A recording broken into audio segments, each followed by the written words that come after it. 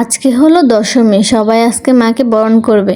এজন্য সবাই মার জন্য লাড়ু, মিষ্টি, সিঁদুর, মার পায়ে সিঁদুর ছোঁয়া সবাইকে দান করে সিঁদুরটা। আমার কখনই মাকে বরণ করার সুযোগ হয়নি এখন পর্যন্ত। সামনের বছর ট্রাই করবো যেন মা আমাকে বরণ করার সুযোগ করে। আমি দুর্গা মাকেও কখনো বরণ করতে পারিনি, আর কালী পুজো তো আমার এই ফার্স্ট টাইম।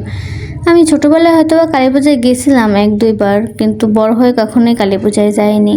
আমার কাছে আমার দশমীর লুকটা একটু ভালো লাগে না, কারণ আমার শাড়ি পরাটা একটু ভালো হয় না, আর এরকমভাবে শাড়ি পরলে কেমন জানি বুড়া বুড়া লাগে।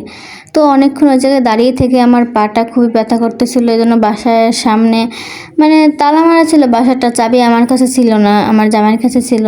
তো তাকে না বলে আমি বাসার সামনে চলে এসেছি, আর এসে আমি বসে রয়েছি। তো মাকে এবার নামানো হবে বিসর্জন দেওয়ার জন্য। এবার মায়ের পাশ হয়ে সবাই আশীর্বাদ নিতেছিল। তারপর মাকে গাড়িতে উঠিয়ে দিল। মার গাড়ি ছাড়ার পরে মাও চলে যাচ্ছিল, আর সবাই তার পিছনে পিছনে দল বেঁধে বিদায় জানাচ্ছিল।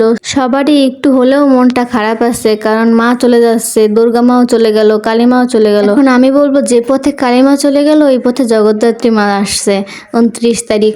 তো এই দিদিটা আমাকে হাত ধরে নিয়ে যাচ্ছিল ওদের সাথে বিসর্জনে। তো আমি ফার্স্টে যাইতে চাচ্ছিলাম না, পরে আমার হাজবেন্ডও গেল এর সাথে, আমিও গেলাম। তারপর ওরা মাকে বিদায় জানাচ্ছিল, বলতেছিল আসছে বছর আবার হবে। পুরো রাস্তা ওরা মজা করতে করতে গেল। মাকে যেই গাড়িতে রাখা হয়েছে ওই গাড়িটা এত জোরে জোরে চলে, মাকে আমরা ধরতেই পারতেছিলাম না। একটু হাঁটি আবার একটু দৌড় দিই। তারপরে ওদের দৌড় দেখে আমিও একটা দৌড় দিলাম। দেখেন ওরা কি পরিমাণে মজা করতেছে, কারণ মা এখন চলে যাচ্ছে, আগামী বছর আবার আসবে। তো ফাও দুঃখ কষ্ট পেয়ে লাভ নেই, যার যার কষ্ট মনের ভিতরে।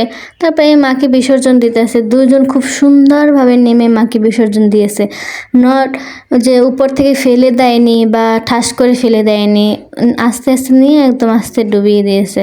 বিষয়টা খুবই ভালো লেগেছে আমার কাছে।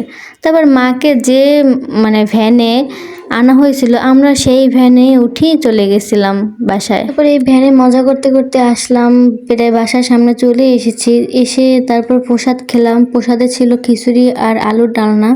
পরের দিন ছিল অন্নকূট। আমি অন্নকূটে যেতে পারিনি, কারণ আমার বোনের ছেলে অসুস্থ ছিল। তো আমি যে জায়গায় পড়তে যাই ওই জায়গায় ছিল ইস্কন মন্দিরটা। যখন আমি গেছি তখনও দেখি ওই জায়গায় আরতি হচ্ছে, গান হচ্ছে কৃষ্ণের।